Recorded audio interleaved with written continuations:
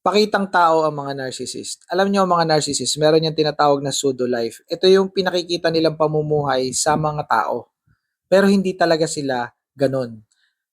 For example, yung iyong husband, kapag ka lumalabas ng bahay, sobrang bait, matulungin, maunawain, hindi nagagalit basta-basta, kalmado. Kaya ang tingin ng mga tao, siya ay leader o siya ay isang mahusay na tao. 'Di ba? So, yun yung mga senaryo diyan eh.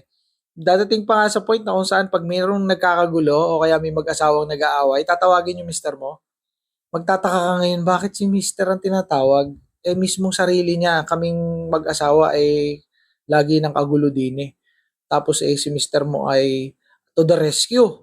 It's because ang tingin ng mga tao sa kanya, iba. Sa tunay niyang pagkatao, ang tawag doon ay pseudo life. Remember that, pseudo life. Yung ipinakikita niya sa mga tao, sa in-laws, sa kanyang in-laws, sa kanyang katrabaho, kung may negosyo, sa mga kapartner niya sa negosyo, mga customers. Iba yung ipinakikita niya. Sa social media, pag nagpo-post sa Facebook, iba yung pinakikita niya. Iba yung pinakikita niya sa TikTok. Iba yung pinakikita niya. So, ang tawag dun sa mga ipinakikita niya na mga positibo, no, mga positive things, no, pseudo life yun. Okay? Tandaan nyo, pseudo life. And wag nyong papatunayan sa mga tao na siya ay ganong tao.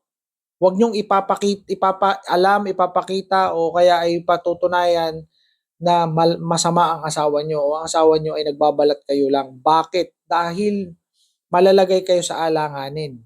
Bakit? Paghihinalaan kayo ang may problema. Paghihinalaan na kayo ang dapat na kastiguhin o dapat na ayusin dahil kayo yung may problema. Dapat itong si Mrs. ang Mrs. niya yung yung ating ginagawa ng paraan dito, inaayos. Kasi siya yung may problema eh. No, kausapin natin yung Mrs.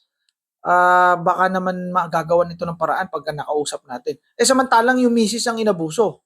Nung narcissist na husband.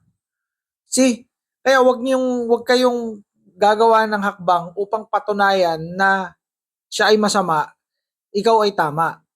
Kasi ang galing mag-twist ng mga narcissist. Yung kanyang mga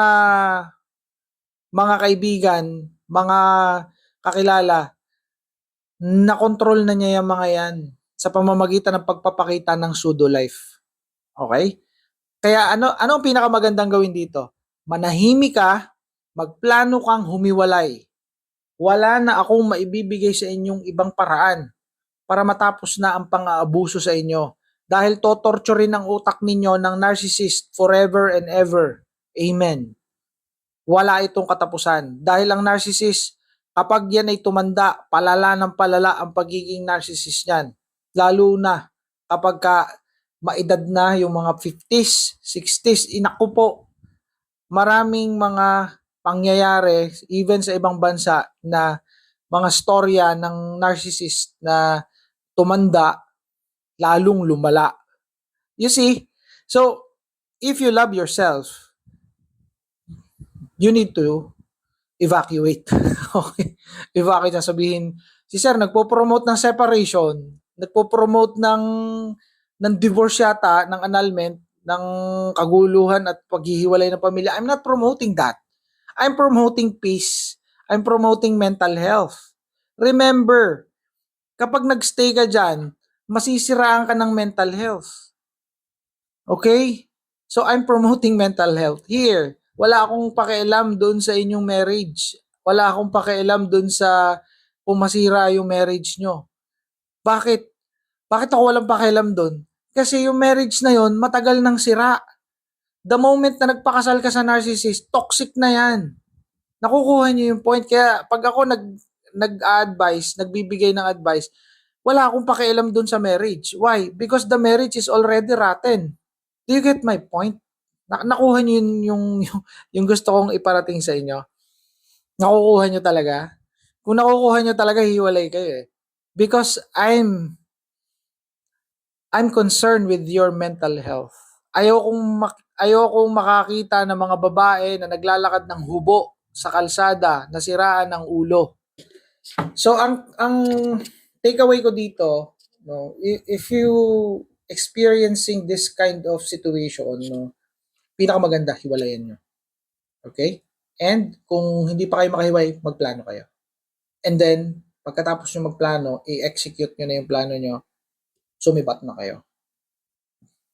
Mas maganda kung mas mabilis para hindi kayo maapektuhan ng maapektuhan. Hindi masira ang mental ninyo, no? Yung mental health nyo hindi you know what I mean? Hindi maperwisyo. Okay? That's for now.